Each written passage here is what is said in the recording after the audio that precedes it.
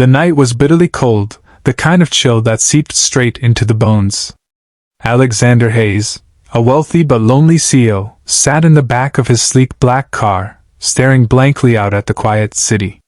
Success had given him everything: power, status, luxury, but not the warmth of family or companionship. As his driver slowed near a dimly lit bus stop, Alexander's eyes caught something unusual. A young woman, clutching a baby tightly against her chest, sat shivering on the metal bench. Her thin coat barely covered her trembling frame, and the baby's faint whimpers pierced the silence. Something tugged at Alexander's heart. Against his usual reserved nature, he stepped out of the car. "Are you all right?" he asked softly. The woman looked up, her eyes red and tired. I'm fine," she whispered, though her body said otherwise. He noticed her nurse's badge clipped to her bag, worn and frayed. "Where are you heading at this hour?" "Home," she admitted quietly. "But the last bus already left." For reasons he couldn't explain, Alexander felt a surge of protectiveness. Looking at the fragile baby and the exhausted nurse, he simply said, "Come with me. You shouldn't be out here like this." She hesitated, fear and pride flickering in her eyes, but the baby's cry broke her resolve. Slowly she nodded. That night, either of them knew how profoundly this small act of kindness would change their lives forever. The ride to Alexander's mansion was quiet, but filled with unspoken tension. The nurse, her name was Emily, kept glancing nervously at the baby, as if apologizing for depending on a stranger. Alexander noticed, and for once, he didn't feel like a CEO towering above the world. He felt human. When the car stopped in front of his grand estate, Emily gasped softly. The sprawling house with tall glass windows looked nothing like the life she knew. She hesitated at the doorway. "You don't have to be afraid," Alexander said gently. "Just think of it as shelter for the night." Inside, the staff rushed to prepare blankets, warm milk for the baby, and food for Emily. She clutched the baby close, whispering thanks with tears in her eyes. Over dinner, Alexander asked softly, "Why were you at the bus stop at that hour?" Emily looked down at her plate. "I work double shifts at the hospital. My landlord raised the rent. I can barely keep up. Tonight I missed the last bus. I thought we could wait out the night, but—" Her voice cracked, and she hugged her baby tighter. Alexander's chest tightened. He had seen women in diamonds and gowns at lavish galas, yet none of them had stirred his soul like this exhausted nurse with fire in her heart. "You shouldn't have to go through this alone," he said firmly. "Stay here. At least until things get better." Emily looked at him, startled. No one had ever offered her kindness without expecting something in return. For the first time in years, Alexander felt warmth, not from his mansion, but from the idea of protecting someone who had no one else. The next morning, sunlight streamed through the tall windows, and Emily awoke to the smell of fresh coffee. She found Alexander in the kitchen, yes, the CEO himself, awkwardly holding her baby while trying to stir milk in a bottle. "Good morning," he said, almost shyly. "I figured you could use a little rest." Emily blinked, unsure whether to laugh or cry. No one had ever done something so simple, yet so kind, for her. She took the baby into her arms, whispering, "Thank you."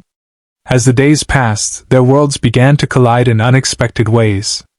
Alexander would often sit with Emily in the evenings, asking about her long shifts at the hospital. She spoke of patients who had no one, of mothers who worked themselves sick just to feed their children. He listened, really listened, something he rarely did in boardrooms. One evening, Emily confessed, "I don't want pity. I just want to stand on my own 2 feet.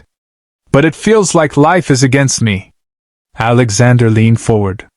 "That's not pity. That's admiration. You've done more with nothing than most people do with everything." Her cheeks flushed, and for a moment, the mansion didn't feel intimidating. It felt safe. But as warmth grew between them, Alexander's world threatened to intrude. One night, his business partner visited unannounced. Seeing Emily in the living room with the baby, the man sneered. "So this is your new charity project?" Emily's face fell, and she started to gather her things, humiliation burning in her eyes. Alexander stood abruptly, his voice sharper than anyone had heard in years. "She's not charity. She's family." Emily froze. Those words carried more weight than gold, and for the first time, she believed she wasn't alone anymore. The next few days were tense. Alexander's business world clashed with the quiet life Emily had tried to protect. Rumors began to swirl among his colleagues about the nurse living in his mansion. Some saw it as a scandal, others as a distraction from his work. Emily noticed the whispers and avoided the living room, afraid of being a burden. "Maybe I should go," she said softly one evening, holding her baby close. "I don't want to cause problems for you." Alexander shook his head firmly. "No. You're not a problem, Emily. You're a part of my life now, whether the world likes it or not." The tension reached a peak when a furious business partner confronted Alexander in his office. "You can't let personal affairs interfere with the company. People will talk." Alexander's eyes blazed. "I don't care what they think. Emily and her baby are under my protection. That's final."